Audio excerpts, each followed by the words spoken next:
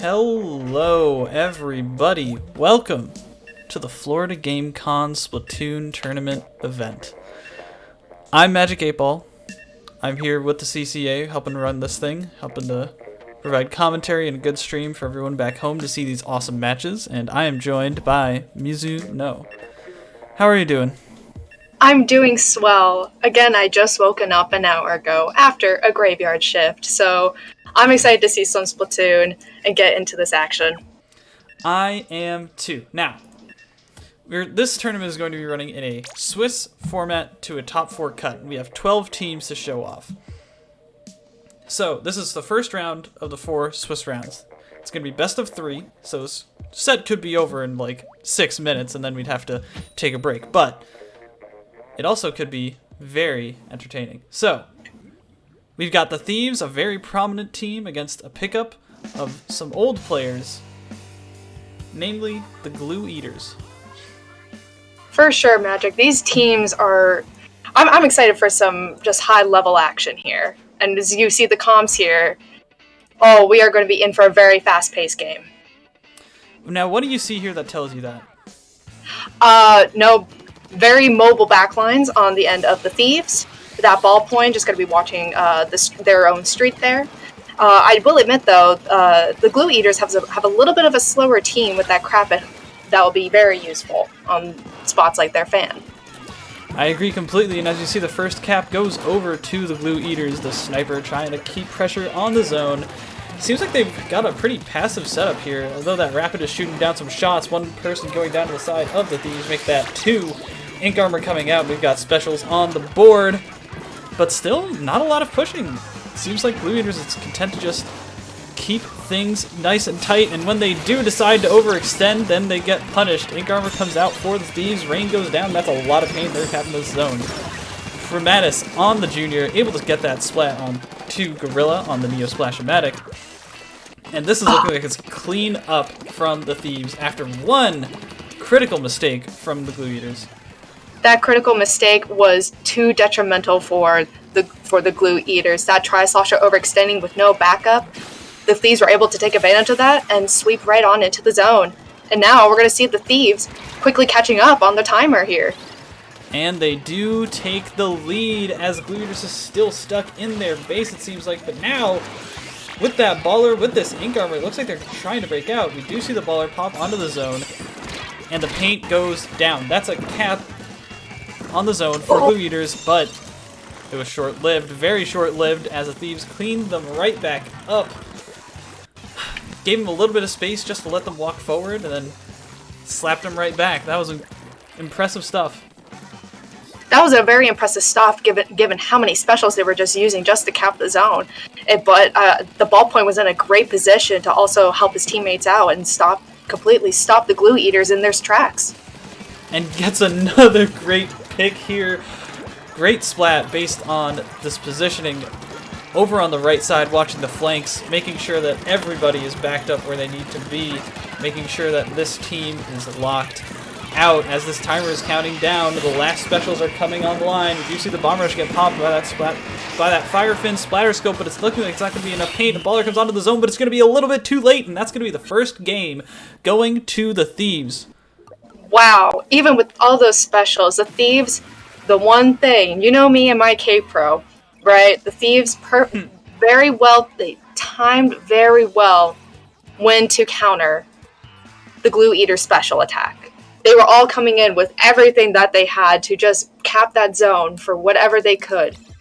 But they held back strong, and they hold their key points of positions to completely stop the Glue Eaters in their tracks. Even with armor, suction rush, everything, just a full-on desperate blitz attack, basically.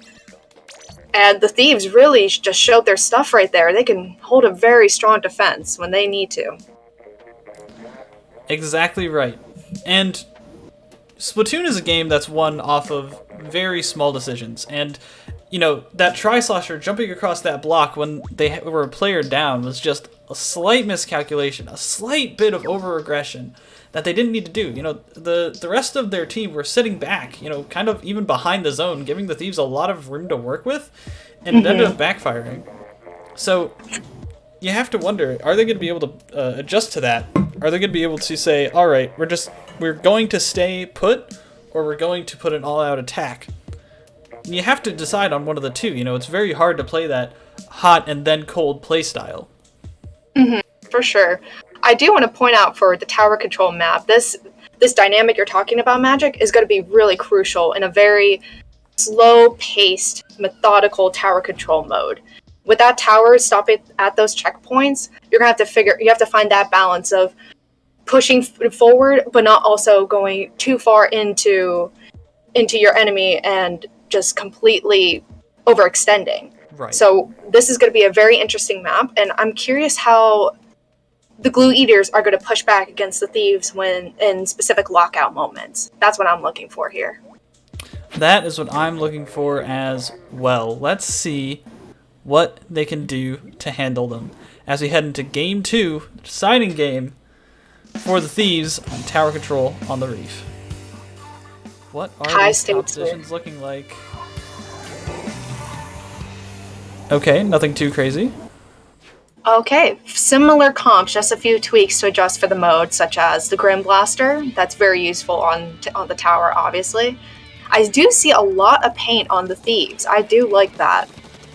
Why do you like that? Paint is crucial to control certain objectives and certain key just areas where you're able to figure out how much you want to overextend or not. So when I see a lot of paint, I see lots of control. And look at the Junior just pumping out paint like there's no tomorrow. And we already see 4 specials online on the side of the Thieves as they're way, way pushed up into this base. 4 specials online. We do see some missiles and a ray coming out to try and put a stop to this tower. Ink Armor coming out from Formatus to counteract that. The charger going down on the side of Glue Eaters. That ray getting shut down, I think, from just a little bit of over-aggressive positioning when using that ray. Missiles are online. They're going to use it as one last resort. This push could already end the game right now. Nobody's trying to pressure this tower. We do see the Grim Blaster trying to shoot at it, but a minute in, and this game is already done for.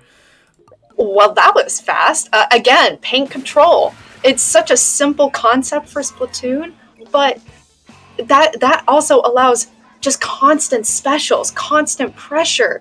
You can't fight against that. You can't outpaint that and recover and try to coordinate your specials when you don't have room to work with. You see that the blaster had to drop down onto the tower at the last second. That was the furthest they had gotten to try to stop the tower. Wow, the Thieves just put on a great show for the first round, and I can't wait to see how far they go for the rest of the tournament. Indeed. So, with that, I mean, that's round 1.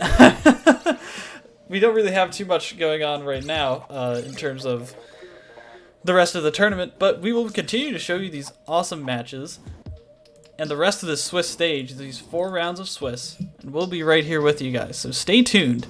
We'll be right back.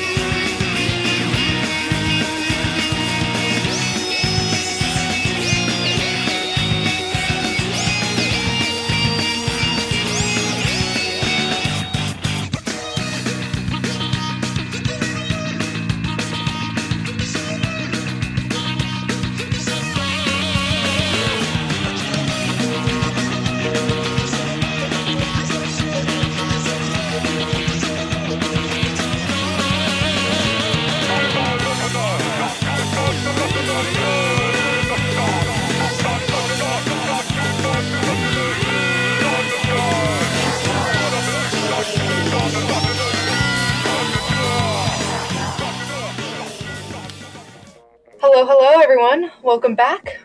Round 2 of our Swiss bracket for the Florida GameCon Online Splatoon 2 4v4 tournament. I am again Mizuno, joined by Magic 8 Ball. Hello, hello. We currently have our two teams hopping into the lobby. We have a very crazy matchup for you all. Stargaze versus Bow Headphones.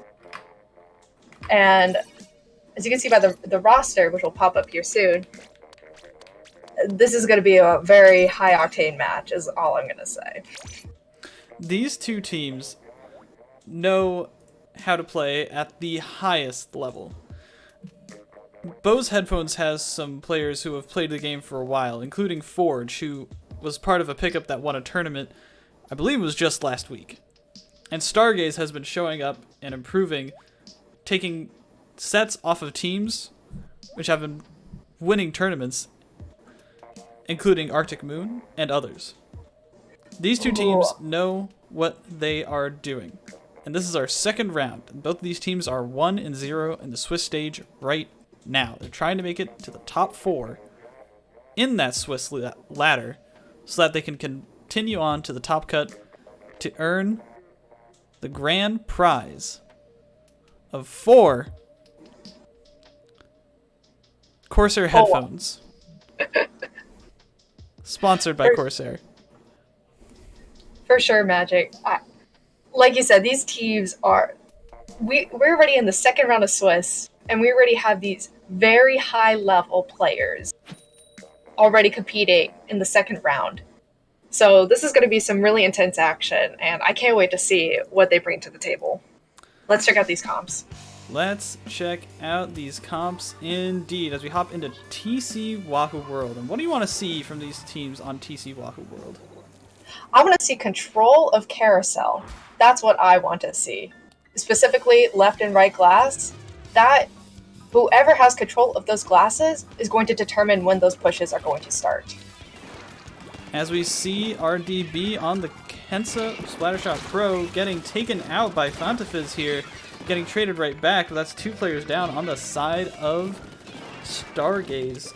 So, they're going to be pushing up here on the side of Bose Headphones, already pushing down towards that first checkpoint. GeoCubed on the tower, has the Stingray at the ready. That special weapon is going to be so important for defending pushes, but it could also be used on offense. One going down on the side of Bose Headphones here, but the tower keeps rolling. Doesn't look like they're able to clean up just yet on the side of Stargaze, so 3 do end up falling. This NZAP is trying to keep the fight going. Yeet able to land that splashdown just barely. Finds the super jump and is able to clean up and stop the bleeding from that push. Then gets sniped in return. Fantastic play by Yeet there. I don't know if anyone noticed, but he came down from the rail from top left there, dropped down onto left glass, and completely stopped Bose Headphones push right there. They did not see him coming, and he swarmed right into them and was able to put a fantastic stop. Now let's see how Stargaze is going to respond. And respond they will if they can land that Booyah Bomb, which they do, and 2 players get taken down on the side of Bose Headphones. GeoCubed on this Stingray, able to shut down this push, preventing people from staying on the tower for too long. Yeet with the jump in splashdown, able to take down the K-Pro on the side of Bose Headphones, but unfortunately gets double teamed in this carousel area. Fantafiz on the flank now, able to stop that super jump and the person who is sharking there. And this is a full wipe. 4 players down on the side of Stargaze. This looks like it's going to be a good push, and as we're 2 minutes in, Bose Headphones seems to have control of the tempo of this match. What, was that a triple from Fantafiz there, it seemed? It looked like it. That was a fantastic movement and great plays. And now as you can see here, Bose Headphones has complete and total control. They have control of their plat, and now they're starting to move right into their rail already. This is going to be a very interesting push. I mean, and Stargaze is going to have to come up with an answer here. But now that they're moving around that elbow, it's going to be hard for Stargaze to get a good look on that tower as GeoCubed with a great snipe. This Stingray going out to prevent people from leaving that spawn without some damage. This last checkpoint getting taken down, and there's only a little bit remaining to go. One person did get taken off the tower too, but that's not going to be quick enough. The first game of round 2 This match is going to Bo's headphones with a very convincing knockout. That was a funny little ending there, I have to point out. I love how the tower just slid right in. iTap always likes to joke how the tower is literally sliding on grease. It's sliding on butter.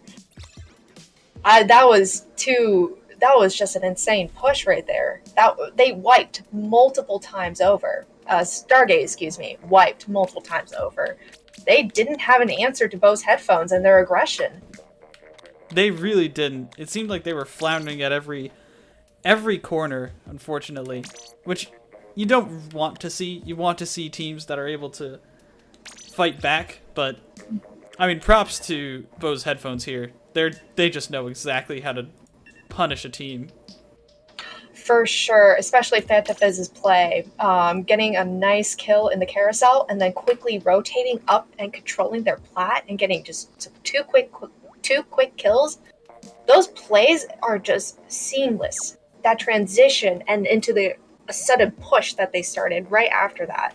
This team has a great game sense, and I can't wait to see how they bring that into the next stage and the next mode, Rainmaker.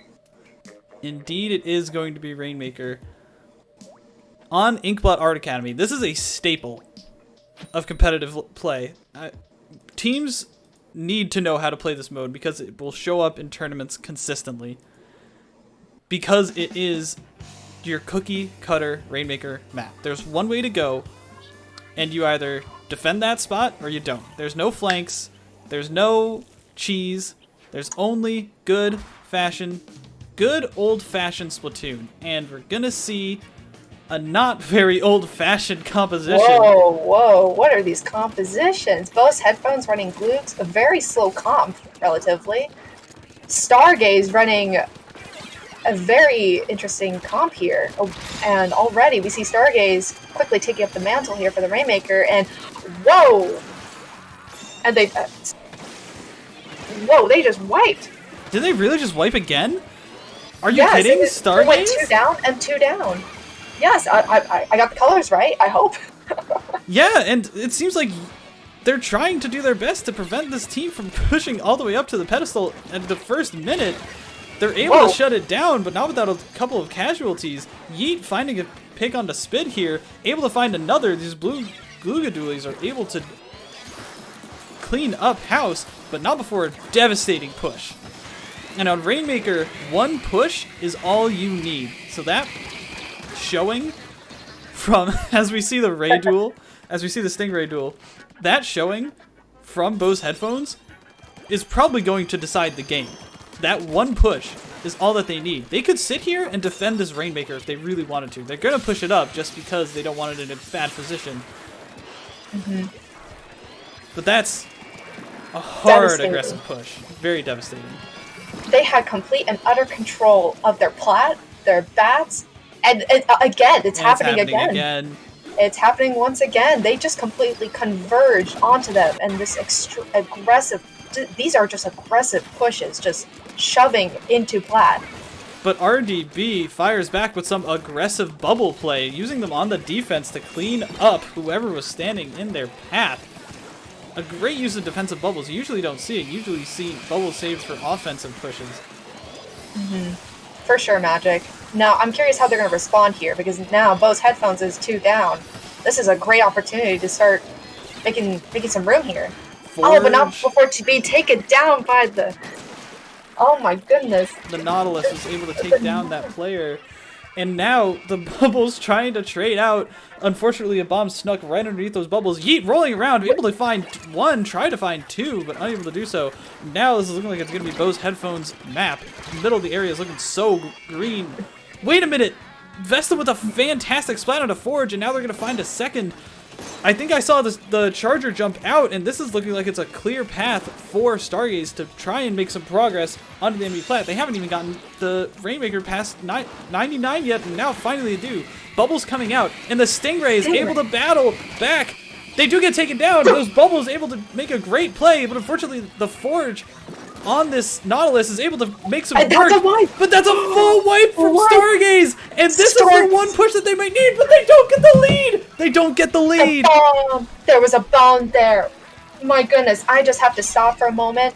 Vesta with a great Stingray got multiple assists, plus the combination with the bubbles, they cleared out Plat, and they wiped Bo's headphones, but it was just not enough.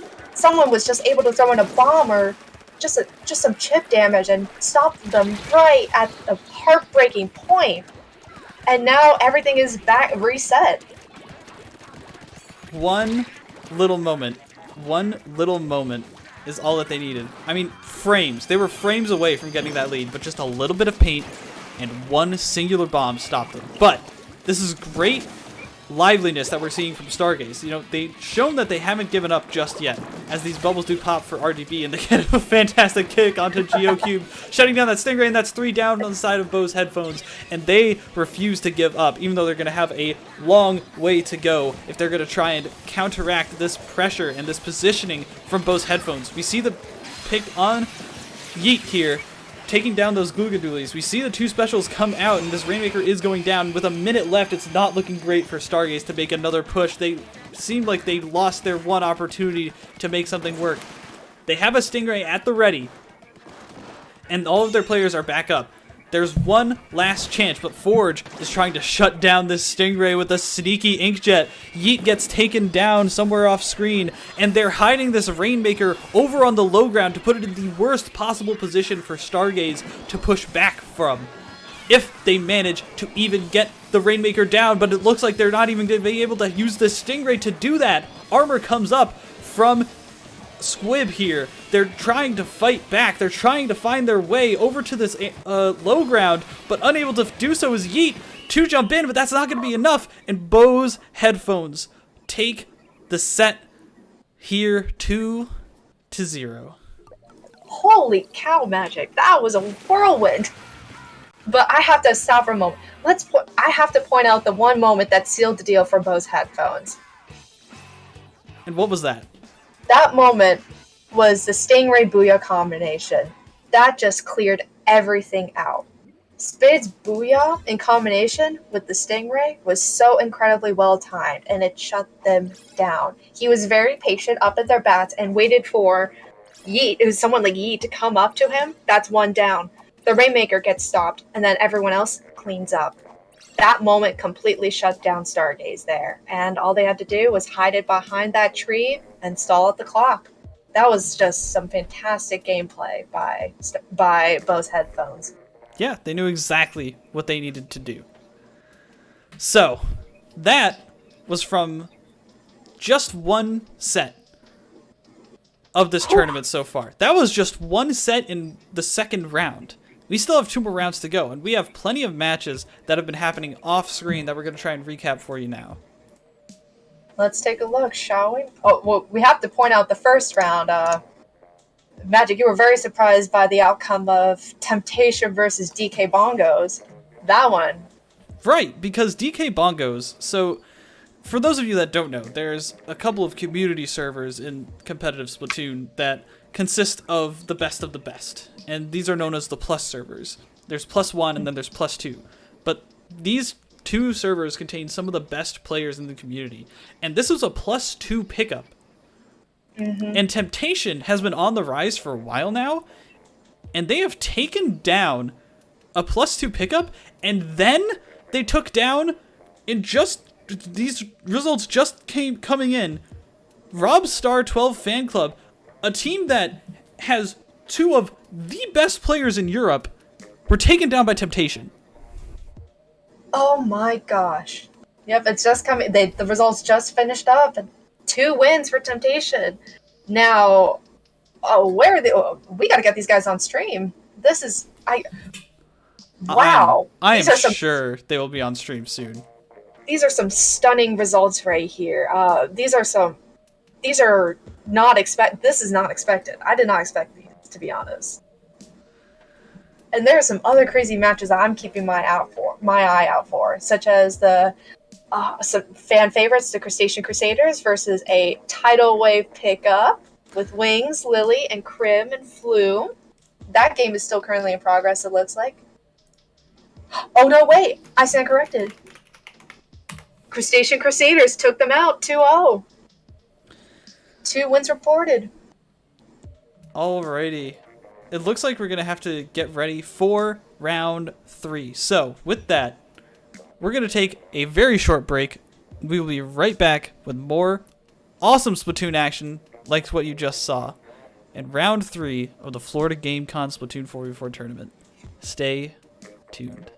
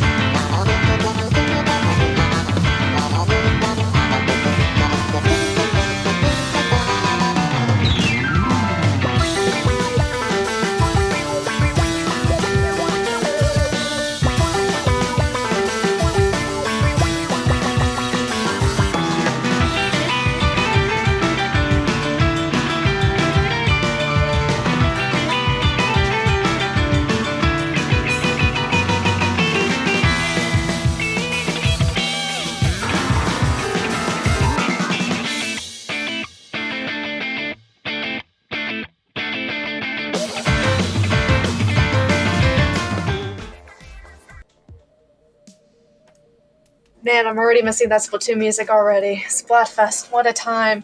Hello, everyone. Welcome back to the Florida GameCon Splatoon 2 tournament. I am here with the Magic 8 Ball, and we are in round 3, numero tres, of the Swiss bracket.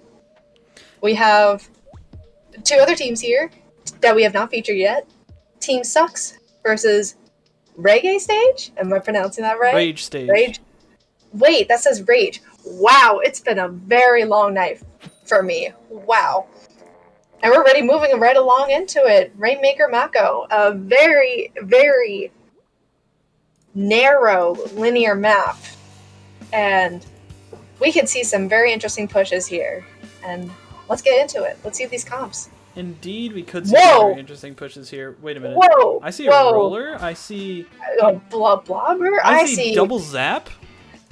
I see no backline. I see aggressiveness here. What in the world is these comps? These are players who are going to be having some fun, I'm sure, as Lauren here on Rage Stage, able to pick up this Rainmaker after getting a couple of people down. It's looking like Team Sucks is unable to do anything just yet about this Rainmaker, finally picking up a pick. Oh my goodness, this is so fast paced. These are just some fast comps here. We're going to see just a lot of pushes and some very interesting defensive holds here. As we see the roller trying to pull a sneaky here on Team Sucks. The roller's trying, unable to do so, and now Team Sucks is finally taking down 2 members of this team. The Rainmaker might be reset, but they're able to grab it in time. Dunzo on the Rainmaker here. This Bloblobber sharking in the wings, able to put out this rain, and with the help of his teammate, able to take down the Rainmaker and another. Wow, okay. And now this is a very, very fast-paced game. Just lots of back and forth, lots of trades. I just see one kill after the other and after the other, just in a line. And we already now see Rage Stage down 3. People just hopping back in from spawn. Indeed they are, and these jump-ins trying to put out some bodies to keep this Rainmaker from moving too far forward. Team Sucks unable to find that lead just yet. Tri-Slosher trying to flick over some sloshes of ink, unable to do so. A nice flank from Weeaboo here, able to take down one jump, and then wait, there's another. I don't think they saw the last jump. The Tri-Slosher is going to be able to get in for free, and this Rainmaker's backing way, way up as Team Sucks is now infiltrating. Another jump in. And these teams are just throwing themselves at each other. throwing themselves at each other like body bags. Like, goodness gracious. And now Team Sucks is going to get punished for all these jumps and this uncoordinated efforts. And now they're just not in sync. And Rage Stage is going to take advantage of that and start there's 3 down. That's a full wipe, and this Rainmaker has free entry to this pedestal area. They're able to move in. They're able to climb up just yet. They're not going to be able to shoot them down. That's going to be a knockout for Rage Stage on Rainmaker Mako Mart. A pretty solid victory, although it took a little while to get there. Yeah, for sure. I have to question Team Sucks' defensive holds there. They were just jumping in and out. I think they were just getting desperate and trying to find some answers, and they couldn't match the aggressive pushes here. And so, it would seem that we are moving to the next game. My goodness, was that even like 2 minutes of a game? That was fast. That was fast. Lots of back and forth. Now, this might slow it down a bit. Clam Blitz Manta Maria, this might slow it down just a bit.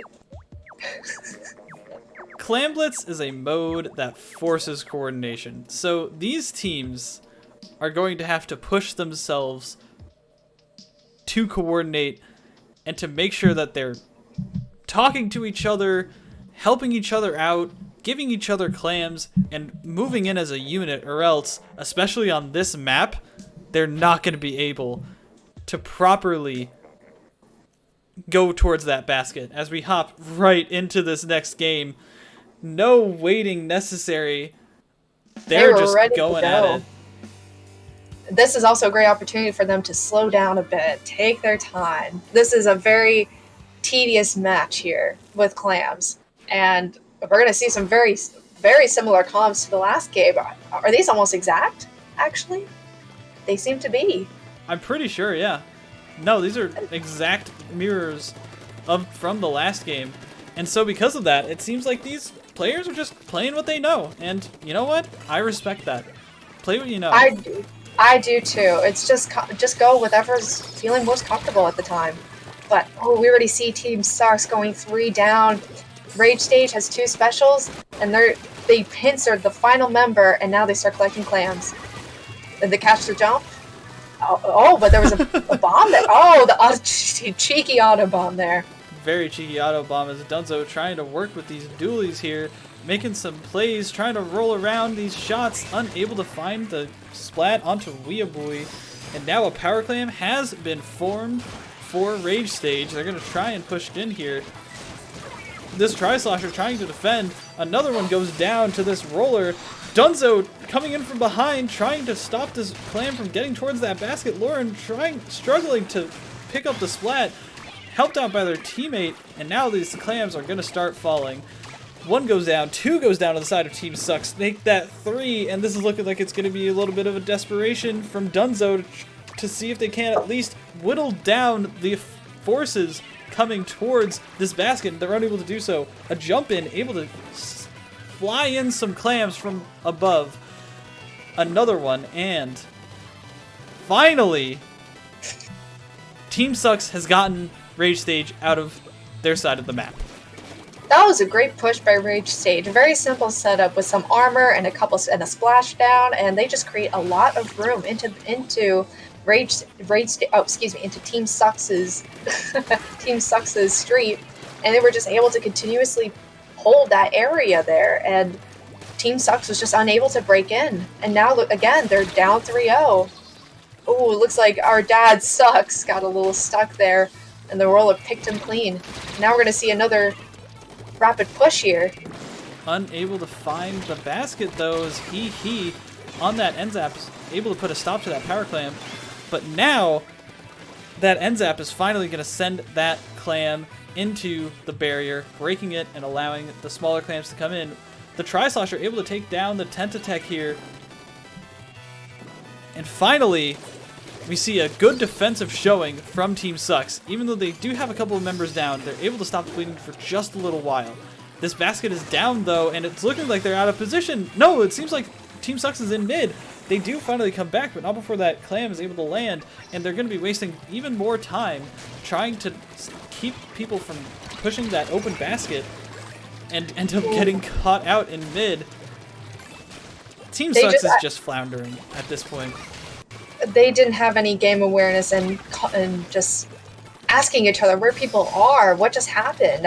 Clearly, their communications are a little janky right now because they missed some key players, some key opponents in their street, just pushing in without their knowledge.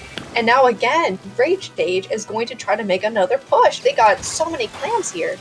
They do wipe though. Team Sucks finally turning around here, and they can finally start making some moves here, retaining mid and potentially taking over some of Rage Stage's key points here. It looks like they're trying to struggle to get up on this block here. They are able to jump around, but not before the roller takes out this power clam that was so essential to their push. They focused a little too much on trying to get over to that area that they forgot that there are people who are trying to stop them. Our dad finding this power clam, trying to run their way in, able to find the pick with the Tri-Slosher, throws a bomb instead of the clam towards the basket, and that's not going to net any points. The bomb is not a substitute for the clam, and they might have just pressed the wrong button, but that's so unfortunate. You hate to see it. Lauren on this roller. Butterfingers, I get it. Sometimes it just at the heat of the moment, you saw that Tri-Slosher was being chased by everyone, trying to just take him down, and oh, okay, then. And with that, Rage Stage takes the win here against Team Sucks and Clams. It just knocked them out. That was quick. I didn't even notice. It was very quick, but decisiveness is key. And look at those splats from Rage Stage. They were absolutely overpowering Team Sucks here. For sure. Team Sucks wiped multiple times over here, and they just couldn't sync back together and push in together as a team. They did have one moment towards the end where they did have that moment where they could have easily taken advantage of it, but I think they kind of lost sight of their objective once they were trying to scramble back into mid and getting just stuck in a couple places. And Rage Stage was able to punish their franticness and their anxiousness. Indeed, they were. So, that concludes this game, this match, in round 3 of the Swiss stage. Next round will be decisive into showing who of these 12 teams we've been showing off will make it into the top 4 bracket. But before we go and take a break to ready up for round 4, let's give an introduction a little bit to who the CCA is, because I'm sure many people are wondering. For sure, Magic. The CCA, first of all, stands for the Collegiate Cephalopod Association. I think it'd be smart to abbreviate a very long-winded team organization name. We are a collegiate representative of the Splatoon 2 community. We hope to bring together collegiate students, university students across the world together.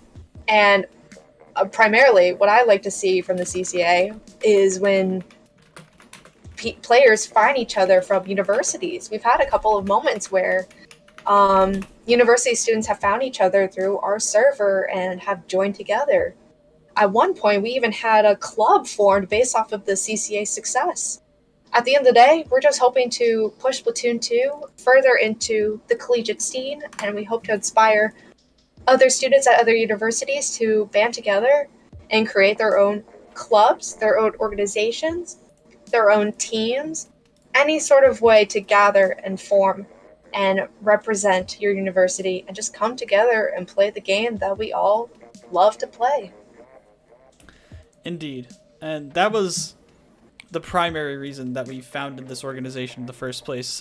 Together, 2 of the groups from Purdue and UCSD. And we've been going strong for about 8 months now, and it's been great.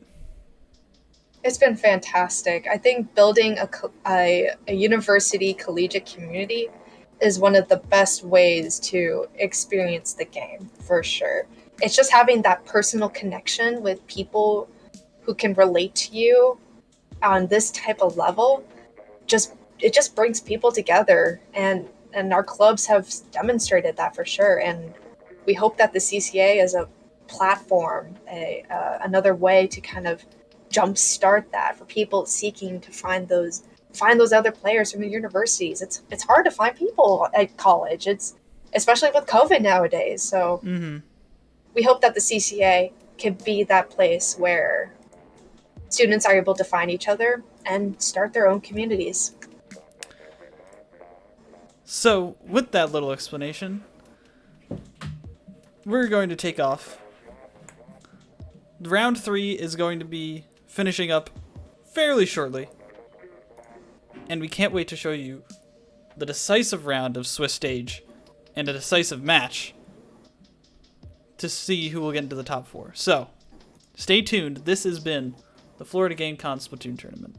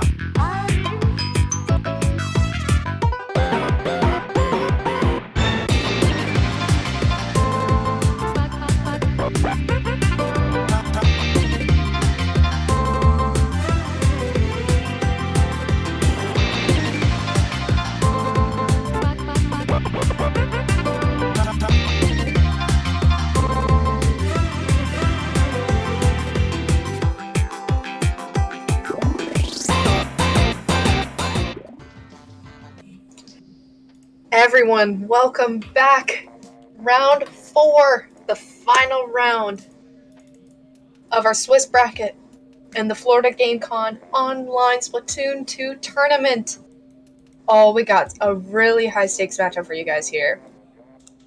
Very, very scary high stakes matchup here. we have Bose headphones versus, oh no, excuse me, that's the matchup we want to look out for. But the matchup we want to show you today is Robstar12 Fan Club versus 4E. These are some really high level players in these teams here. And they are battling it out for a top cut spot to gain our grand prize of 4 Corsair headphones. Now, the reason why I had to stop myself, because Bose headphones and Temptation is another game that we have to watch out for teams looking to make top cut today. If Temptation wins, top 4 will be all teams that win 3-1. However, if Temptation doesn't win, a tiebreaker will determine who gets the 4th seed. So we're going to have some very interesting seeding situations here as we play out the final matchup for round 4. Magic, why don't you tell me a little bit more about these teams here, as someone who isn't familiar with the very high-level players of this community? Well, the first thing that I'm going to do is I'm going to put this lobby in motion because I readied up before everyone was in the lobby. So, we're going to go to a slight break while this team knocks it out. All right.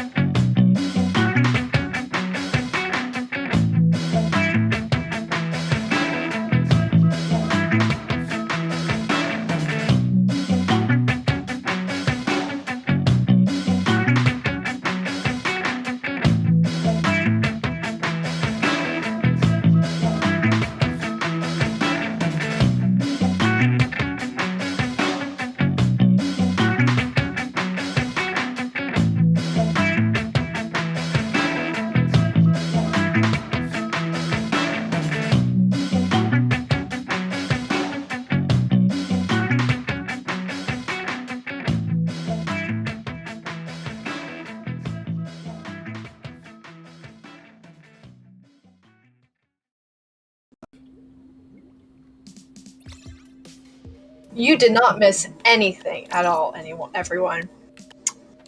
Anyways, take 2. We got both teams lobbied up now. We have a very high stakes matchup here with Robstar12 Fan Club versus 4E here. And again, Magic, for those who are a little bit unfamiliar with these teams, why don't you elaborate a bit more about these high-level players? 4E has a group of stellar individuals, including many who have gotten in the top 4 at plenty of really large tournaments. Like, I'm talking like some of the biggest tournaments we've ever had. Nick has been in the top 4.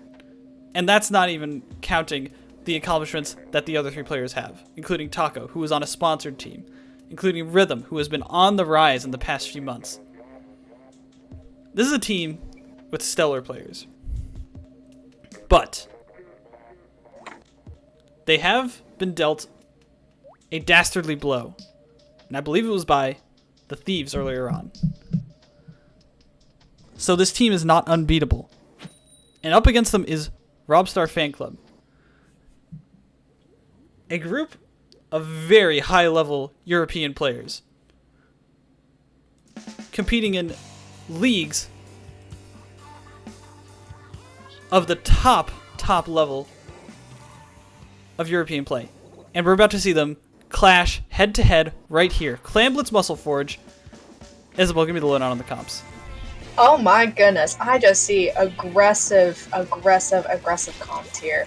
I want to talk about 4E's use of a CDS, because that outranges Robstar's whole roster here. That is going to, I don't know how much that's going to play into things, but it's going to establish a lot of control for sure. And you already see 4E already putting on a lot of pressure. They already have a clan. They already knocked down one of Robstar Fan Club. And to make that 2 down, and now you see a baller in their base, and already the basket has been popped. Indeed, it's been popped, and here comes the wave of clams. Or maybe not.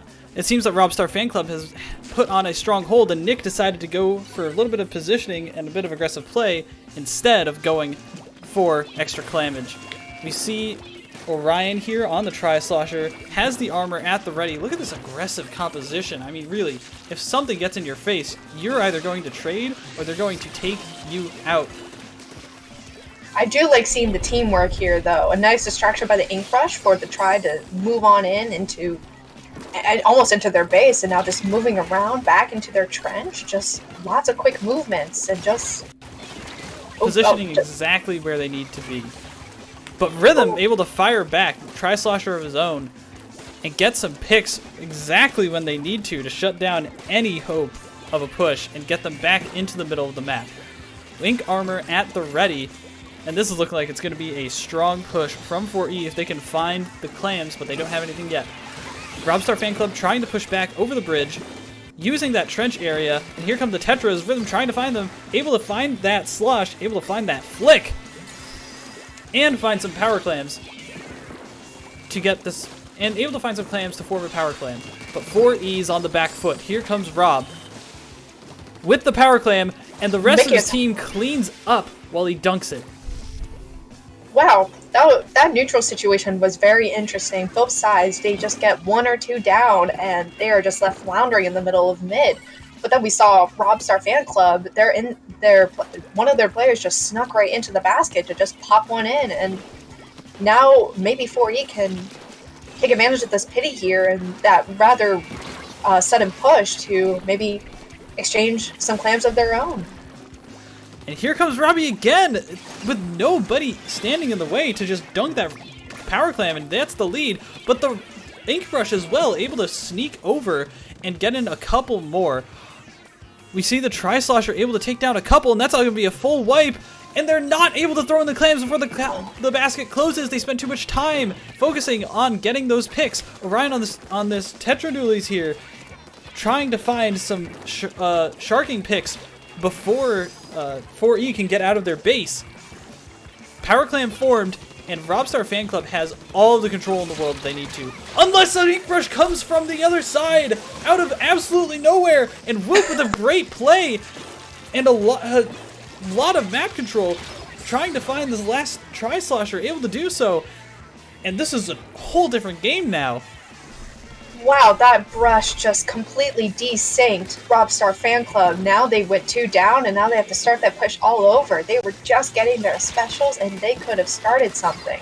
But that Ink Brush, man, they weren't looking out for it, and it took them by surprise. But now they're back at it again, and Robstar just scored another clam in. Let's see if they can make something out of this, or is this push going to flounder in the wind? Robstar trying to use that baller to get away, unable to do so, but Rob sneaks in once again. He is so slippery on this junior, and gets that lead down to 40. And that's a really strong lead on this map in particular. If with the defense they've been holding up, and with the lack of aggressive plays that they've been showing, but 36 clams and a baller to boot, and this could spell the end as Robstar 12 goes down. Rhythm walking over, but gets stopped by Rob. He walked in without any support, and now that power clam is left out to dry. Whoop going down at the other side of the map. Nick is the only one left alive with a power clam, but they're getting absolutely pincered in mid. Tri-Slosher able to back them up with Rhythm, and now some jumps in. They're going to be able to go to overtime unless Rob gets in a power clam. Our rain coming out, but there's one down on both sides. This is it, Isabel. Wow, that push was so devastating to watch because it just fizzled in the dust. Once they pushed right into the basket with no support, no specials. Now we see 4E trying to take a stand here, pops in one open, but they go down. The remaining player, the only one that could have put the remaining clams in, goes down, and that's a full wipe. Robstar 12 fan club shutting down 4E. I don't know what happened there to 4E there. They had so many clams, and when they got a little bit too aggressive too early, and they had no backup, no support, no specials to push them together. And the Robstar fan club was just able to swarm in on them and punish them for being a little bit too frisky. Exactly right. Wow. And it's impressive that they were able to just, right at the exact moments when people were down, when people were out of position, they snuck in. They slid by. And it was, most of the time, it was just one player. You know, everyone was on the other side of the map, and Rob just went in on that junior. Great, I mean, I'm slippery. impressed. Very slippery. You have to keep track of these people. Making these call-outs and finding these players is difficult, but you have to have constant map awareness of where people are. Why are you fighting this 2v1? Where are the others? Where are people? That's what 4E really struggled with. The brush kept sneaking up on them. The junior kept sliding into their base and scoring clams after clams. They just couldn't find people. They couldn't find their opponents. And honestly, they had the opportunities to get the power clams in. They had plenty of time and plenty of opportunities to make it work, but just one thing going wrong, just one overextension, one push in without a little bit of support, and they weren't able to get the match in their favor. But that doesn't mean this isn't going to be a slobber knocker of a set, because right now we are in Splat Zone's Piranha Pit. And this map, this map is the definition of a slobber knocker. Oh my gosh, this is going to be a crazy matchup here. We're going to see these very aggressive brushes here running around all over the ramps, dropping in on them. We're going to see the K-Sheen. We're going to see the duelie's just going to be running amok here. This is going to be a bloodbath. That's all I'm going to say about this. This is going to be a straight-up bloodbath. And you're already even seeing two down on each side. Yeah, exactly. This baller trying to cap this zone, put a little bit of pressure on, put a little bit of points on the board, half a minute in, and there's nothing yet. Inkmine's going down in the zone. Whoop, running into this Tetra Dualies, and they get taken out. Trying to get this pincer on. Splashdown coming down. They weren't able to get it out in time, but Whoop trading with that sloshing machine. And now it's looking like it's going to go in the favor of Robstar Fan Club, just barely. And they do cap the zone. Oh, that was such a great pincer by the brush there onto Robstar Fans Club's K-Sheen, but they were just a little bit unprepared for that special. And now we see 4E trying to make some moves here, trying to retake the zones and putting a lot of pressure onto Robstar Fan Club zone here. And I love the usage of the ink armor with the combination of the brush and the blaster over these ramps. They're able to put on so much pressure. But unfortunately, if you're stuck in the enemy ink, you're not going to be able to put on any kind of pressure because you aren't going to be able to move, and you get taken down. And that's exactly what happens. And now Robstar Fan Club is way pushed up into the enemy side of the map. And 4E is going to have to work very hard to breaking out. Unfortunately, two players do go down. This clock is still ticking, but I think that's Whoop on the other side of the map, which is trying to put paint on the other side of the zone just to stall for a little bit while their team gets some picks and puts a little bit of work in so that they can break back in. That's exactly what happens. We do see Whoop going down, but they have a little bit of room to stand. Wow, 4E has to be very careful here. If they get a little bit too over-aggressive here, as of right now, being all the way down here and useless, that was a very punishing death by Robstar 12. It was very punishing. Sending him down here sending him down to useless like that completely takes him out of the fight, and he can't support his players. And now 4E is totally desynced. They're 2 down, and now they have to fight their way back and just try to quickly retake the zones as quickly as possible. They do, and somehow, some way, 4E, after getting 2 picks, 2 stray isolated picks, gets a cap on the zone and adds a little bit of penalty to prevent the knockout. But there's halfway done through this match, and we have not seen a shroud of 4E control since the beginning. Taco trying to find a little bit of peeking out from the dualies here with that blaster, able to do so. Ink Armor coming out on the side of Robstar Fan Club. The splashdown, this new splashdown hitbox, able to take down that Inkjet, and now this double team on the dualies, able to take them out as well. This penalty is ticking down, and there's only 3 players up. Those dualie squadrons are so important. And another one, 4E is getting desynced by Robstar Fan Club. And this is looking like it could be the end. But there's 3 down on the side of Robstar? What just happened? 4E just turned this around when they kept going down and down again. And they had the right intentions at the beginning, but it almost just fell apart there. And now we finally get to see some semblance of control for 4E as they desperately try to retain Robstar Fan Club zone. And now they're 3 down again, and it's just the CDS left to cover for the zones. Like you said, this is a bloodbath, and at any time this map has the cover and has the flanking routes that could turn the game around at any point if you're not careful. And right now, Robstar, I don't think is being the most careful. We do see Whoop get one, but it's taken down. Rhythm trying to make a stand on the other side of the map. Taco with a nice cleanup here, but 2v1 against an armored opponent is going to leave you very high and dry, and no ink left to be found. Whoop fighting Robstar 12 again on the ink brush, has not been winning those fights, unfortunately. Specials need to come online as the last half minute of this game sets in motion. This could be 4E's last tournament set, and they need to make a stand. They do cap the zone. There's 20 seconds left. Isabel, we do see the pincer coming in. How does Robstar clean this up? Man, they just got to shut down the CDS at the end of the day. They're always the last one standing and the most stable person on 4E's team right now. And they get another pick. They've been alive for probably the longest that any other player has been for 4E.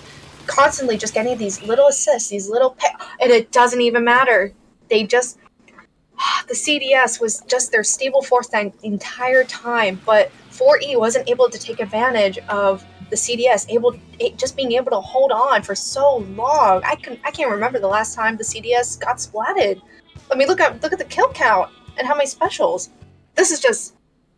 Wow, Robstar just completely shut them down with the menacing brush like that. Wow, that was just a crazy set. 4E just had no answers for Robstar Fan Club.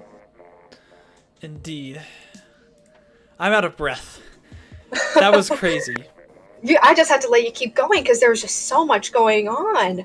It was just pick after pick, team after team going down and down again. Trading back like and I forth. Said, this was a bloodbath. There was picks flying, and there was just so many trades going back and forth. But that was just an exhilarating match. Wow, I gotta take a breath myself, and I wasn't even the one talking most of the time. There is a very slight chance that 4E, with the 2-2 record, makes it in to the top 4. But it depends on the rest of the matches that have happened. Yes, we saw multiple matches going on. The Thieves beat Crustacean Crusaders 2-0. They are 4-0. They are guaranteed to be at the first seed in the top 4 bracket. Bose Headphones is up 1-0 over Temptation. Wait, no, it is 1-1. It's 1-1 right now. We do see that DK Bongos and Stargaze have both clutched out and gotten the 2-2 record alongside 4E. So, it is all going to come down to this Bose headphones versus Temptation match. And I don't usually do this, but Shiny Pikmin is streaming that match. We are not going to be able to get into that match in time, so if you want to see that match, I suggest going over there and looking at it for now. We will be back in a little bit with some brand new commentators from UCSD, as well as the top 4 bracket. So, I recommend going over there to see that match, but also stay tuned here to see the top 4 of the Florida GameCon Splatoon 4v4 tournaments. Thank you, everyone. I've been Magic 8 Ball. And I'm Mizuno. And we'll catch you guys soon.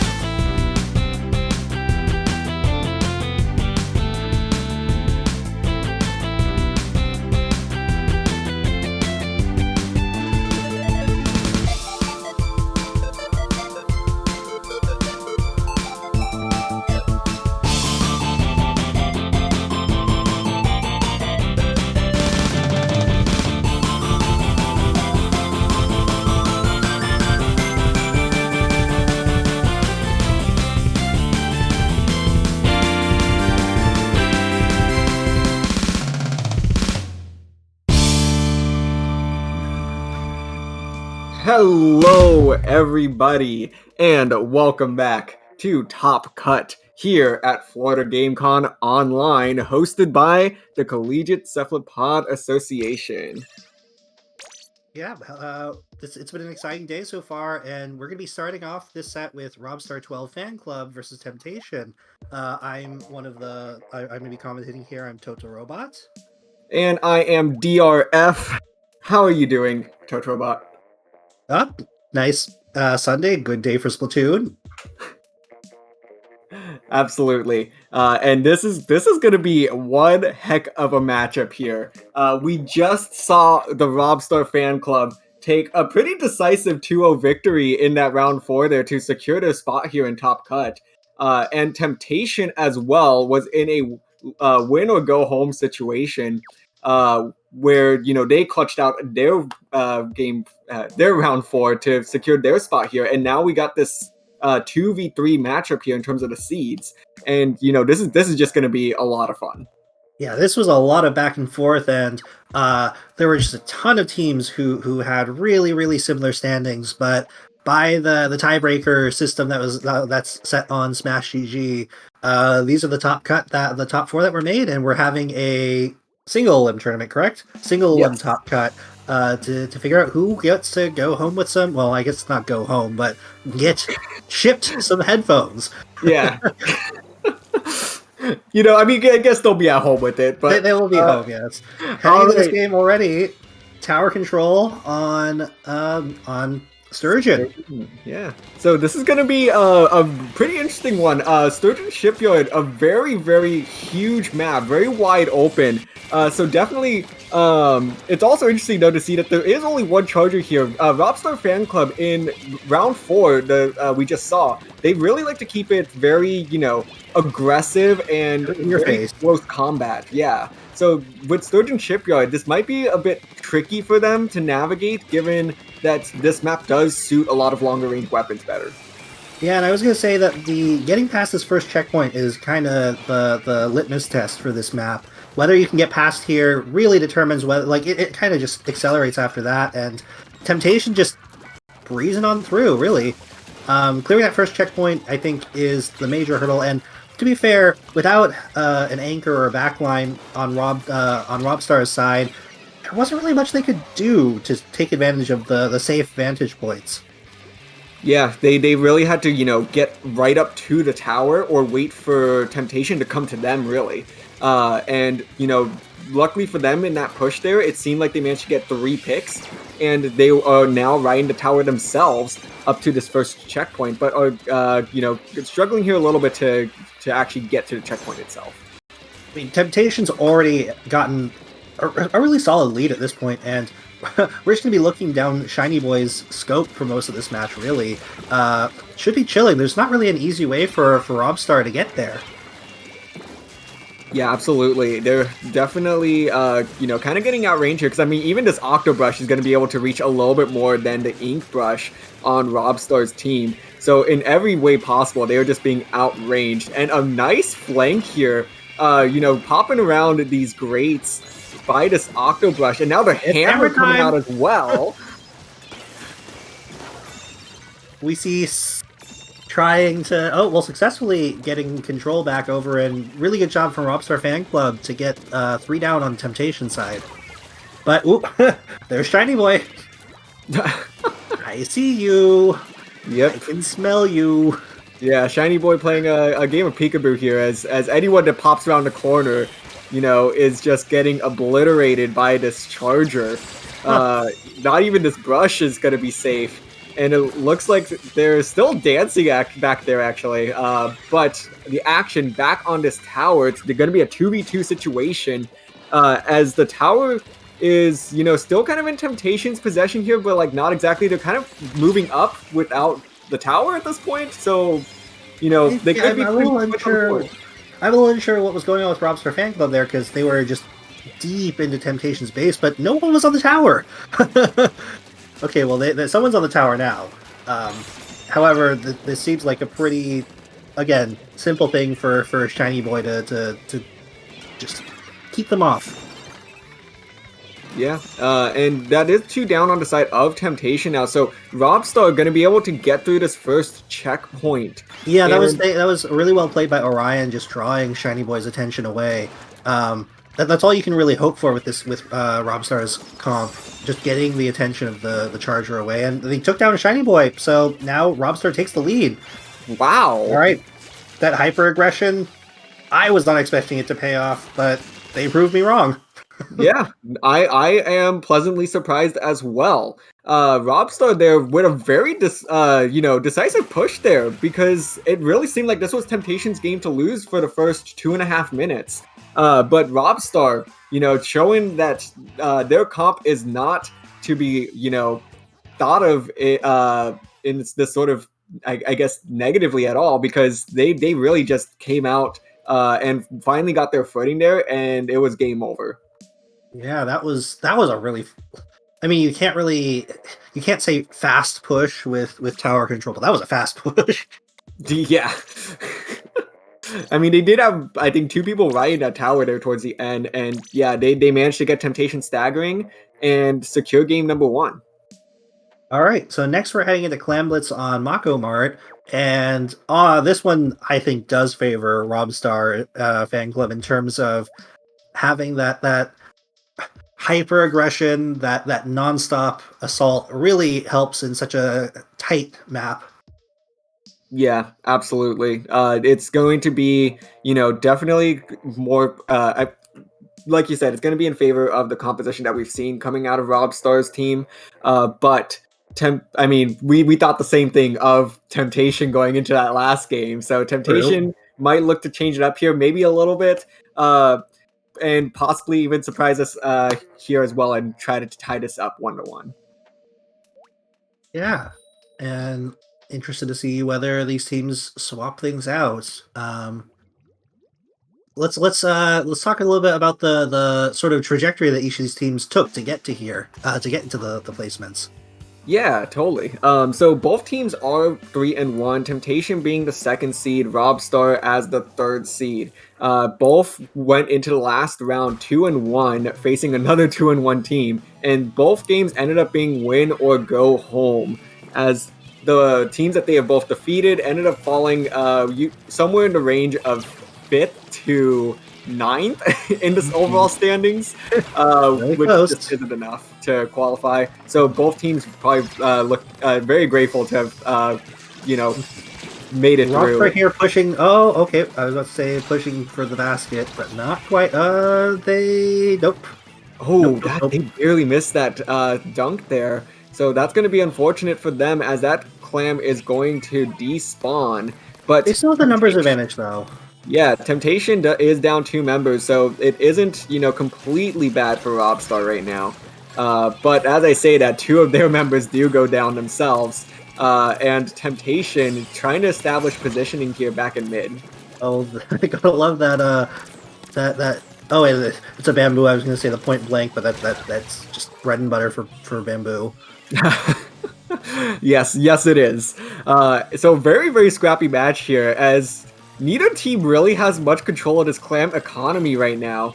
Although when we starting to see Robstar collect a few more clams, neither team really having enough for a power clam. So really just trying to, I guess, establish, a couple of picks and get a foothold in the other team's side. Oh, this should be it for SSSSS. Yeah. Breaks open the barrier, and now it's on Temptation to defend. But Robstar gets that power clam in, and the Booyahs come out. Yeah, absolutely. This is looking pretty good for them, and they do get 2 more little clams in here, so that's going to add another 6 points, bringing it the scoreboard all the way down to 45 points remaining for the Robstar 12 fan club.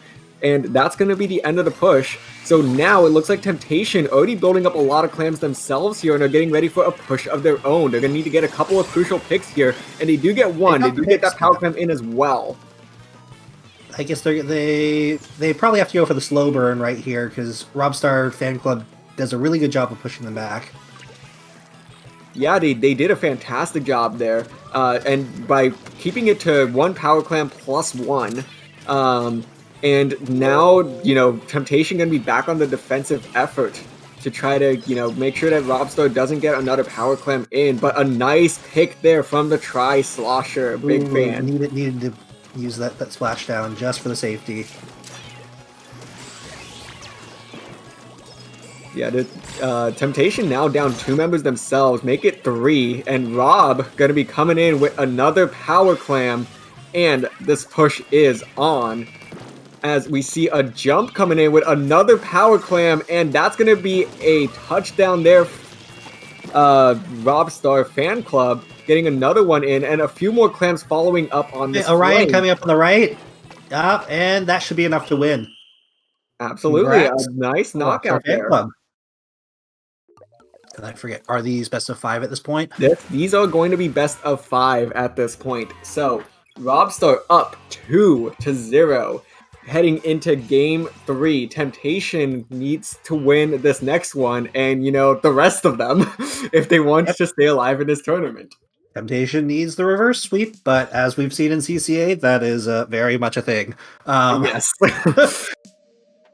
It is CCA standard at this point that we, for some reason, get all sorts of wacky top 4 cuts.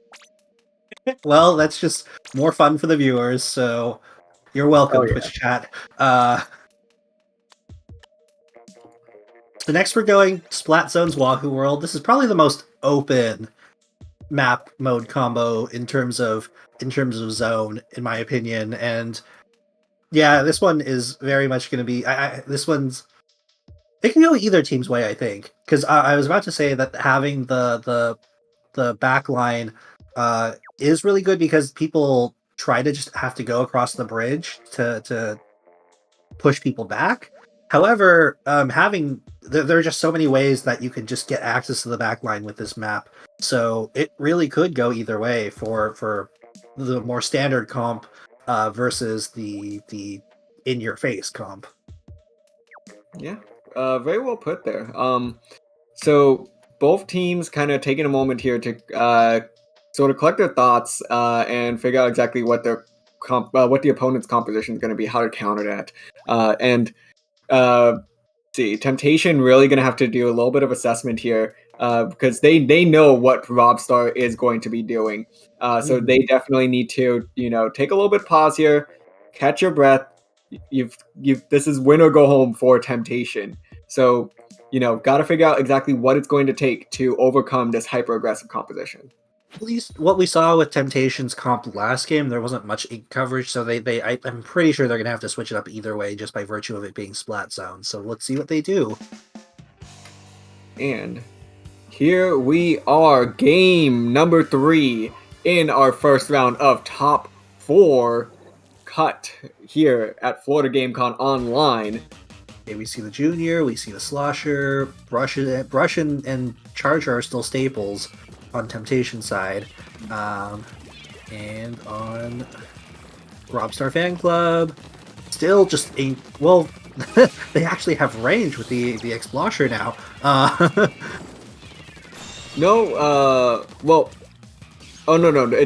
I think that's still just the K Machine. So the K Machine is something that we did see in that last game. Oh no, it was Tri-Slosher before. So they do establish a little more range. And Robstar going to get the first possession of the zone here. And they are already pushed up all the way into Temptation's base. And Temptation is, scrambling here to, try to get a couple picks, especially with this very pesky Brush just running circles around them. Oh, wow. Robstar with the excellent Brush just... Oh, going down my shiny boy. But there's only 36 points left, so Temptation needs to get up on the point right now. Yeah, they need to, dive into this zone at this point, but they are 1 member down as the Junior goes down, and Charger here trying to make something happen, but the Charger's all alone, and the Charger goes down, and this is Robstar's game and set with a decisive 100-0 victory in the span of about a minute and a half here in game 3. That was just solid aggression and solid maintaining that pressure just the entire time. Wow, congrats on Robstar 12 Fan Club for the 3-0 in this set. And thanks to Temptation for joining us today. Yeah, Temptation played absolutely phenomenal in the Swiss stage. Unfortunately, it just did not pan out for them here in the first round of Top Cut. But I honestly think that they should be very proud of the effort they put out today, because this was some very stiff competition we've seen so far. A lot of absolutely insane teams have been coming through here, and Checking out the other, checking out the other bracket. There's there. It's currently 2-0. Bose headphones. Oh, interestingly, Bose headphones is in the lead right What? now. No way. That's crazy because the Thieves came into this without dropping a single game. Yeah, and at least on Smash GG, I don't think CCA normally does a third place, but on there seems to be a third place that for Temptation after I think according to Smash GG. So we'll see. I don't know if there were plans for that.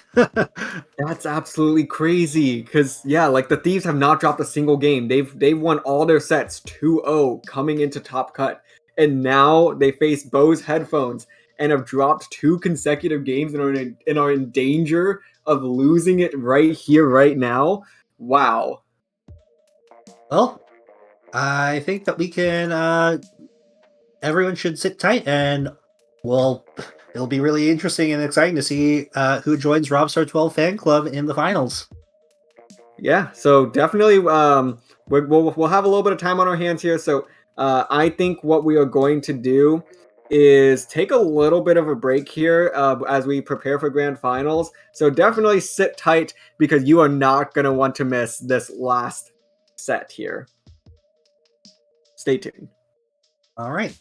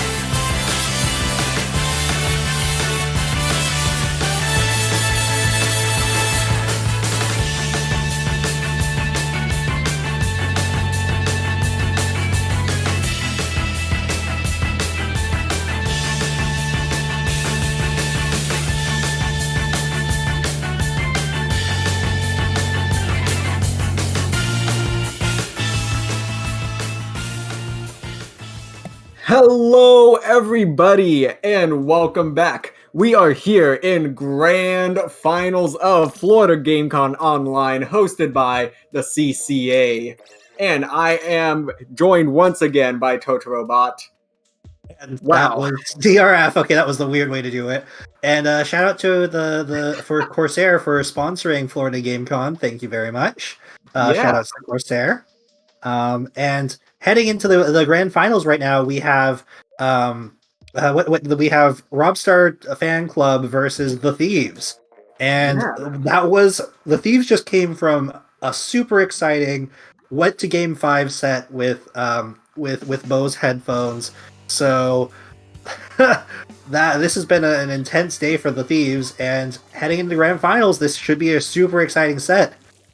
Yeah, absolutely. This is going to be one heck of a grand finals, I think. And Robstar Fan Club here in green against the Thieves in purple. So Robstar, returning to their rather hyper-aggressive comp that we've been seeing all day. And both teams rocking a junior and a tri-slosher, which, You can't really say returning if they've always had it. Always has been.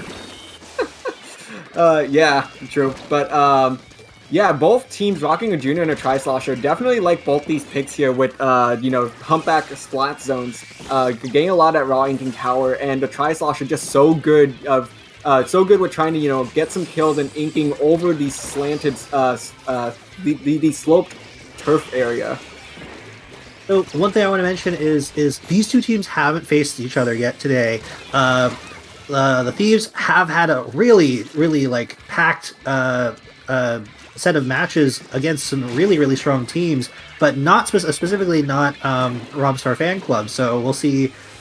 Currently, Robstar Fan Club is dominating. Can the Thieves take it back though? Yeah, the Thieves really need to get something together here, as the clock is already below 12 points remaining. The brush on Robstar trying to come in and put a stop to this push, but it's unsuccessful. If only for a little bit, but that gives the Thieves some breathing room. It absolutely does, and the Thieves are 2 members down right now, so coming back, the Robstar Fan Club is going to be able to get through a Booyah Bomb coming out, I should be able to cover. So, the Booyah Bomb definitely does a good job there. Booyah Bomb just absolutely critical, a critical special to have, and I don't think that Robstar has one on their team, so they're definitely going to rely more. Yeah, they're going to have to rely more on these kills here, and a nice couple picks here from this tri-slosher. A big fan of tri-slosher. Yeah, this is... These are quickly... Well, you can't quickly burn down that timer, but maintaining the control, and I have faith that the Robstar Fan Club can get this back over, but this should be a much closer match than it was initially looking like the first minute. Oh yeah, the first minute, it looked like it was going to be a quick victory by the Robstar Fan Club, as, we've been following the Robstar for 3 rounds now, and they've won a lot of those games in very dominant fashion, despite dropping a set earlier in the tournament. You would act, it honestly feels like Robstar is playing like they are the undefeated team. But so far, the Thieves have been the undefeated team, so strong showing from them, and hope to see a really exciting set between these two. Yeah, but now we're out of the penalty here, and the Thieves need to put together a last-ditch effort, and it's not gonna do it. So close. I can't even know what to say. Okay. Robstar with the zone secured, with that last minute back and forth to grab game number 1 from right underneath the Thieves. The high pitch of my voice demonstrated by uncertainty, and it went over to Robstar. Wow. Absolutely. That was a great game 1 for these grand finals. Yeah. Very, very fast pace. I mean, such just a high scoring effort there. Both teams put together very strong pushes, as we saw Robstar getting their scoreboard all the way down to 11 points remaining before the Thieves finally flipped it over, and the Thieves brought it all the way down to, 30-something points remaining. So really, high scoring affair here in game number 1. Mm-hmm. Now for game number 2, we're going to be heading into Inkblot Art Academy for tower control. what do you think are the kinds of... Well, I was going to say what kinds of comps do you think we're going to see, but I think it's pretty clear what we're going to see from Robstar. So what do you think we're going to see from the Thieves? So with the Thieves, with Inkblot Art Academy, on tower control, this one's definitely really tricky because you definitely need to be very smart. We're gonna definitely need to see a couple of stealth type weapons. So we did see Tri-Slosher. I would definitely like to see that come back. Having somebody, playing more of a sharking role, very stealthily, trying to come up from behind a tower, because it's so easy to get caught in your own base in Inkblot Art Academy that you need somebody to, be the guy that goes out and, plays from behind the other team. And I think we do see that with a little bit of the dually, the CDS over there. That should functionally do that. Oh, that's an interesting brush. That is an interesting maneuver with the brush there that I really have not seen much of to paint the wall like that. So that's kind of fun. So Robstar takes the tower, but pushes a little bit. The numbers are pretty even, so it's not really, that's not the main objective right now. Yeah, both teams jumping back and forth, left and right. Yeah. Both teams really vying to, get a couple of these crucial picks here. And the Thieves do get 2 picks on Robstar, but no, the bomb! Taking out the CDS unexpectedly, and Robstar now getting 2 picks of their own, and are now going to be able to push this tower up to this first checkpoint. Okay, what can the Thieves do to stop this? There's no one in position. They were all respawning. Excellent control by Robstar Fan Club. And we have the brush just in the base, in their face. Yeah, and the Thieves do get a couple of crucial picks here to stop this bleeding, because it was starting to look really bad for the Thieves as no one was really in position. But Robstar, with that hyper-aggressive comp, it can be playing with fire a little bit, as you do need to continuously put yourself in very, very vulnerable positions to get picked off. And the Thieves managed to, play those 1v1s very well and get those crucial picks, and we're now going to be seeing a push of their own. Yeah, the Thieves see the brush coming from a mile away. Can they do anything about it? That brush is just zooming. Yeah, zoom down. That brush has been a staple of Robstar's composition all tournament long, and has just been, zooming through the opponents, running circles around them. And, it's just continuing to be the story here with this brush in Grand Finals. Yep, and it's a lot of back and forth. The Thieves really wanted that lead there. They're trying to push. No. Yeah. Going down. Yeah, the Thieves invested a lot there to just try to get the lead, but Robstar Fan Club took them down and are back on the push themselves. Both teams getting past the first checkpoint and almost getting to the second checkpoint. So it's going to be a battle for these second checkpoints.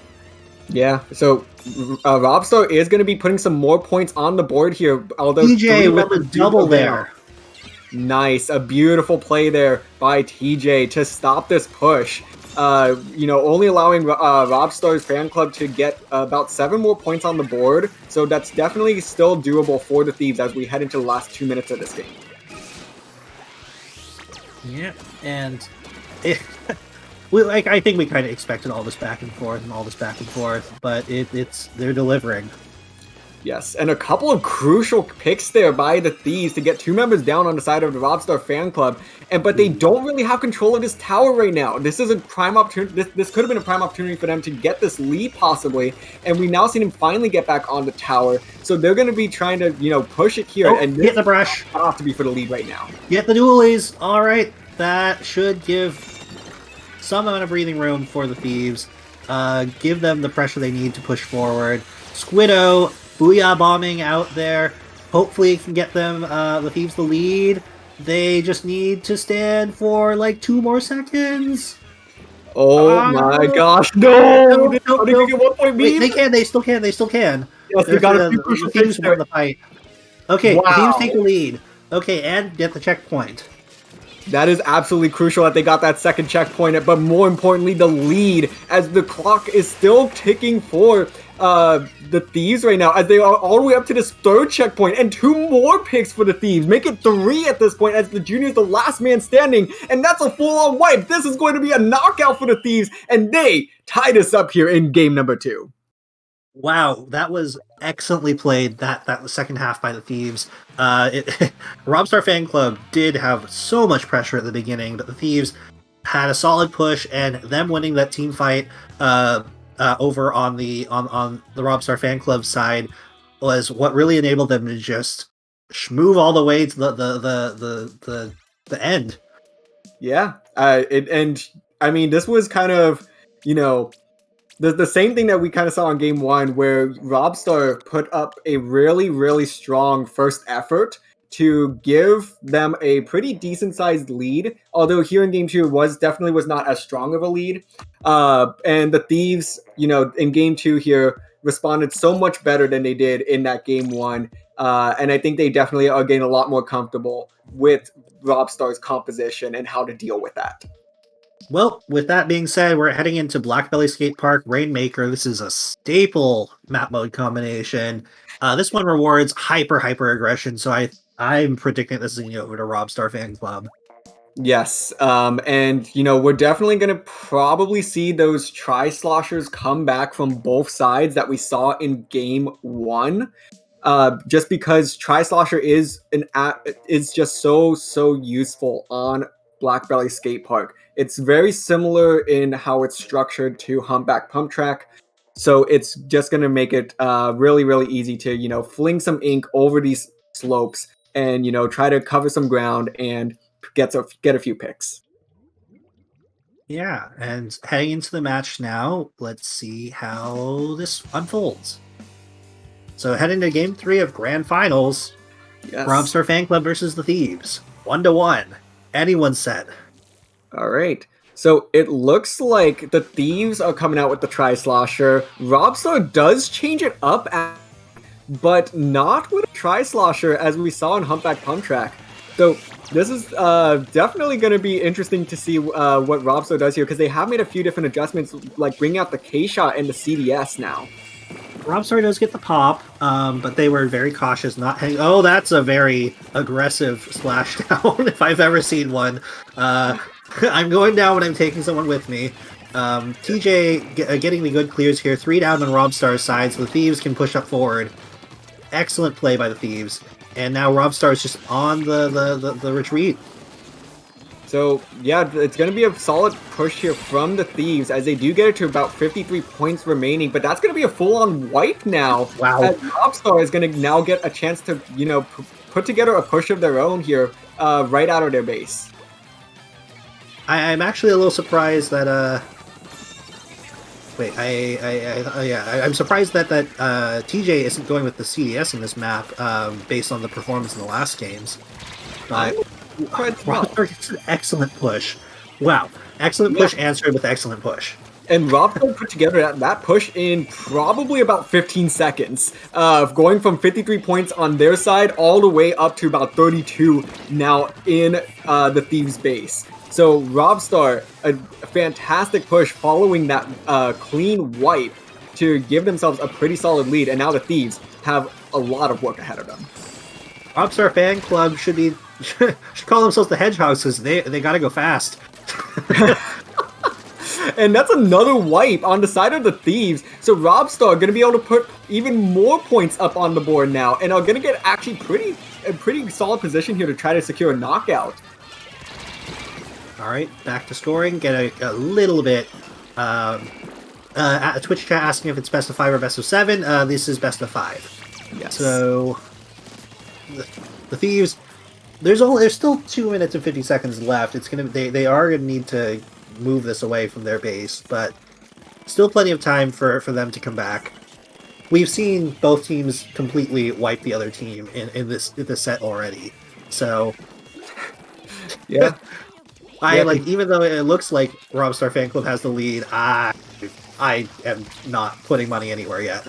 No, absolutely, because both teams have, both games so far have ended in knockouts just based off of one really solid effort. So even though these are solid leads that we are seeing right now, we know anything can go. One team just can get a full wipe, and that's going to be the game, and a clean knockout. As we see two people going down on the side of Rob Star Fan Club, the Thieves, looking to put together a bit of positioning here in order to start picking up that Rainmaker, which they do, and are now going to be trying to advance a little bit, although two members do go down, make it 3 on the side of the Thieves, and that's going to be the end of that push.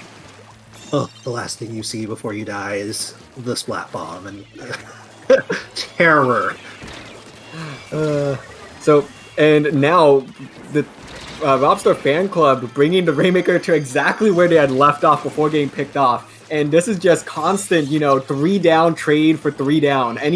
Once one team goes 3 down, the other team puts together a push, and then they go 3 down themselves. That's literally what's been going on here for the past 3.5 minutes. So now it's really who's going to, get that extra pick, who's going to get that 4th kill, and give themselves an open alley all the way up to that pedestal.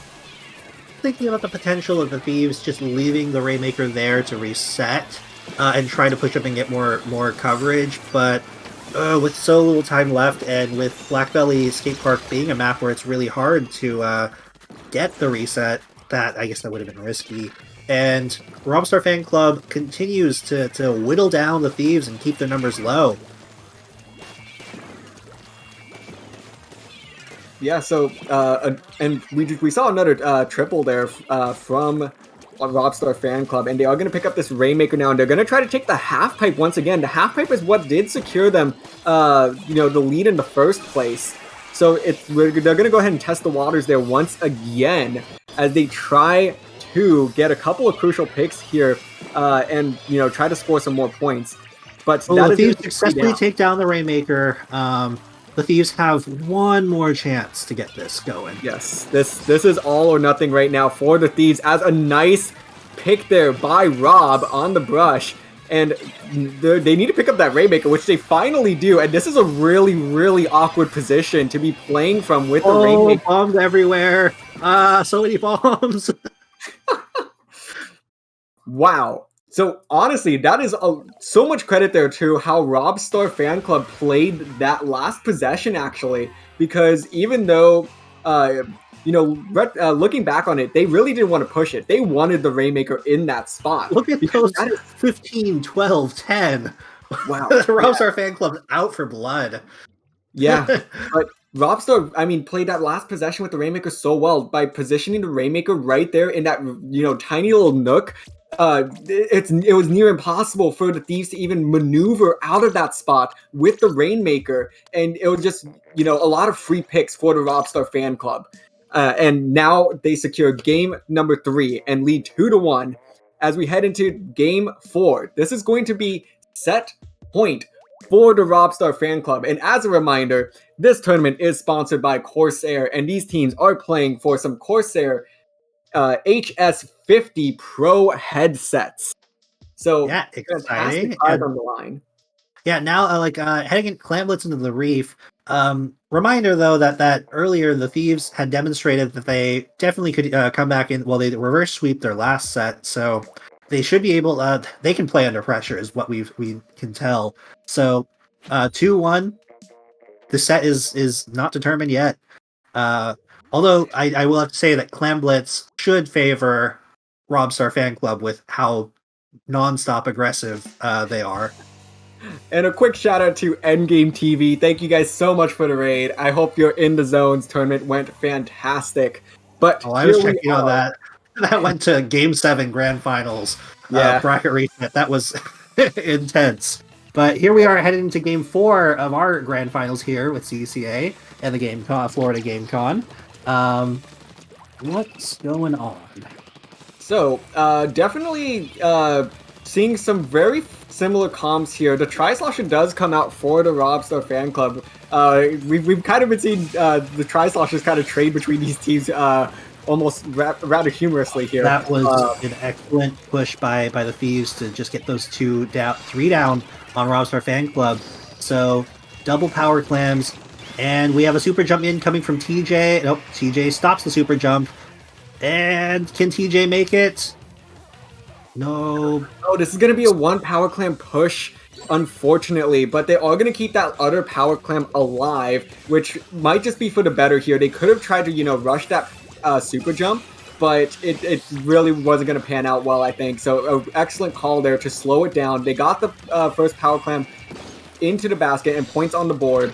But now we're going to see Robstar throw up a clam. Oh, they missed. Oh, no! 4 down on Robstar fan club side, so the Thieves should have Squiddo go faster. Squiddo does get a pick there, so definitely Squiddo playing very patient, and it is paying off after getting those 2 picks and the Booyah Bomb coming out. This is going to allow Squiddo to now approach the basket a little bit more slowly and safely, and that's going to be another power clam in. Make it TJ gets another power clam, for the and Primatis is coming in from the backside. Easy way to prolong the timer, and the Squiddo is able to clear out the other people, so this looks like the Thieves are maintaining pressure, and only 14 points left. They're keeping the numbers down, and that's a knockout by the Thieves. Absolutely. Very well done by the Thieves there. They played it very patiently, and I know that we were kind of joking around there saying, hey, Squiddo, speed it up a little bit. But playing it very patient actually ended up paying off big time for the Thieves as they were able to, maneuver safely up to the basket. And a couple of those picks did allow for that flank to come in from behind the basket as well and hold positioning as they continue to collect clams, come back to the basket, and score some more points. Squiddo was definitely the MVP there.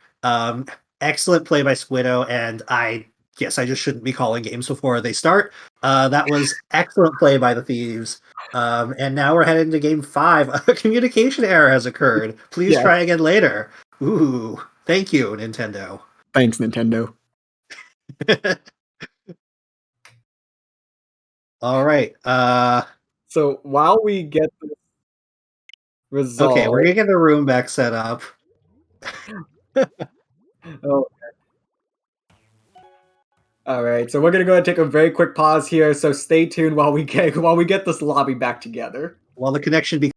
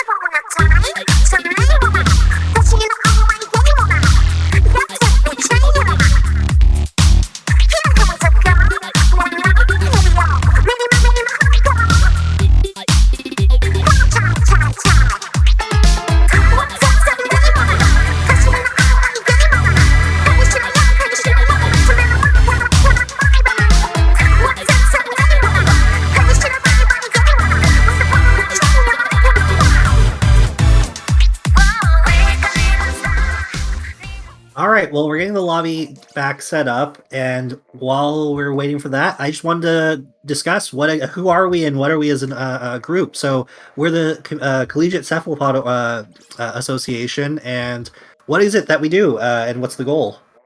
Yeah, so the CCA is really just a collegiate organization for the Splatoon community, because this all started with UC San Diego and Purdue kind of both establishing Splatoon clubs, the first of their kind at the collegiate level, and putting up teams of collegiate students. So this organization kind of came together as an effort between both those schools to establish the collegiate scene a little bit more.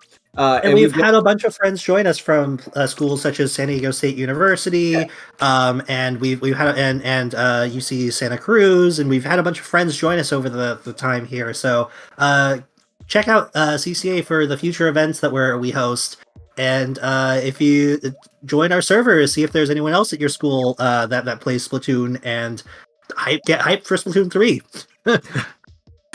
Yeah, absolutely. I mean, Splatoon 3 hopefully is going to, bring in a new kind of age of possibly, like a new age of collegiate Splatoon in a way. I mean, we should actually get back to Game 5 Grand Finals. It's starting. They readied up pretty quickly. Yeah, both teams already did ready up there pretty quickly. So this is going to be Splat Zones on Muscle Forge Fitness. So this is do or die for both teams. This is the game to end all games as these teams duke it out for our Corsair prize. Oh, this is going to be. I can already feel the bloodbath. All right, so All right. first possession does go to the Thieves as they put it up about 7 points on the board. But Robstar doing a great job of holding position here. But no, 3 members on the side of Robstar do go down, and the Thieves gain control once again. And they're going to continue to put points up on the board as Robstar's going to need to recollect themselves here and put together a solid effort to try to stop this effort from the Thieves. The Thieves want those headsets. The Thieves are looking to steal the prize from right underneath Robstar. I mean, it's not really a steal. They've been undefeated all day, so what would you call them? Like the I don't even know. I can't come up with a joke that quickly. The 2 people the Thieves go down. So Robstar Fan Club takes control, and now it's their chance to rack up some points. Yeah, but 2 members on the side of Robstar Fan Club do go down there, so the Thieves are going to be able to regain possession of the zone and start working on this penalty. So definitely going to put the Robstar Fan Club a little bit of pressure on them, as we do see a couple of nice picks here from that Tri-Slosher, but finally going down to that Ink Rush, and now Robstar going to be able to make a move onto this zone and try to reclaim it for themselves. All right, it's the exact back and forth that you love to see in a Game 5 Grand Finals. And it's even more back and forth again. Oh, 3 down to Robstar, so this should go back over to the Thieves. Super Jump coming in, not the safest Super Jump, but it's a dually. They're fine. Dually's able to roll out of that perfectly fine. Continuing to go just back and forth here, like non-stop. So the Thieves, though, still maintain possession and are going to get really close to escaping this penalty. But a nice pick there from the Tri-Slosher once again, and are able to win the zone for Robstar Fan Club. But it goes right back over as soon as we say that. Yeah, just constant trade for trade right now, but these trades are going to be playing out in the favor of the Thieves right now, as they do maintain that lead, and Robstar really needing to right now need to get together and get, more than just a couple of these picks. They need to avoid these trades. They need to get the numbers advantage if they want to put together a solid scoring effort here. And they do get 1 pick, but as I say that, 2 members of Robstar Fan Club do go down, make it 3 at this point, and the Thieves once again gain control of the zone. Yeah, and with 2 minutes left, with all this back and forth, it could be going back and forth. About to escape the penalty, points ticking down for the Thieves, but all 4 up are for Robstar Fan Club. Splashdown getting prepped. Oh, that was away from the zone though, so okay. The Thieves lost control, but they're keeping the numbers down, and this should be pretty secure for the Thieves. And counting on 10, 9, 8, 7, 6, 5, 4, 3, 2, 1, and last down denied. There from the dualies, but gets shut down, and that is going to be the game, the set, and the entire tournament going to the Thieves. Congrats on the Thieves for going 3-2, having some super intense sets. They're probably exhausted after all that, but congrats to them for winning the GameCon tournament hosted by the Collegiate Cephalopod Association, and they're going to get those awesome headsets from Corsair. Yeah, so that is going to be Corsair's HS50 Pro headsets. So they're going to get 4 of them going their way. So an excellent effort there, because the Thieves really have just they prolonged this tournament single-handedly. A lot of their Swiss sets went, all 3 games. Then in top 4, going all 5 games, and once again in grand finals, taking it all the way to game 5. The Thieves have, ran a full marathon here today in Florida GameCon. All right. So, is there anything else we need to talk about before we wrap up for the? All right. So Magic 8 Ball going to be joining us here for a moment as we start to wrap up. But thank you everybody so much for watching. So Magic. Hello everyone, Magic 8 Ball here, your producer and friend, we'll say. Thank you all so much for coming to watch this stream. We're so glad that we were able to provide a solid stream for a great event that's going on. Especially thank you to Starshine Rain, for all of their help in producing this and helping us get involved with the event, for reaching out to us. We're so glad that we were able to help them put on a fun event to help entertain you guys and give you all some great Splatoon. Thanks all of the teams who competed today. I know there were a bunch of other events that were going on today in terms of competitive Splatoon, including the IPL and the In the Zone tournaments, which we got rated by. So I want to thank all the teams who decided to join us. Shout out to EGTV. And Yes. very much so. So, especially thank you to all of the people who work hard at the CCA for helping us, helping me put on this event, because I would not be able to do it without Kira, without Adam, without Mizuno, without DRF, without Totorobots. Thank you all. And a quick shout out for EJ as well. EJ being our, kind of creative director with CCA, putting together all of these graphics, all the overlays and everything. The man works nonstop. So a huge, huge shout out to him for continuing to do all that work for us as well.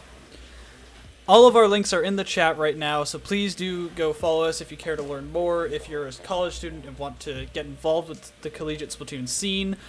But for now, we are going to turn the show back over to the GameCon online event. We're going to hand everyone over. Please do go see what they have to offer, because they've been running so many different concerts and events that are super fun. And again, we really appreciate everything that they've done for us. So, without further ado, Thank you so much. I'm Totorobot signing off. And this has been DRF. and I'm Magic 8 And Ball. thanks for joining us. Thanks for joining us. Thanks, everybody.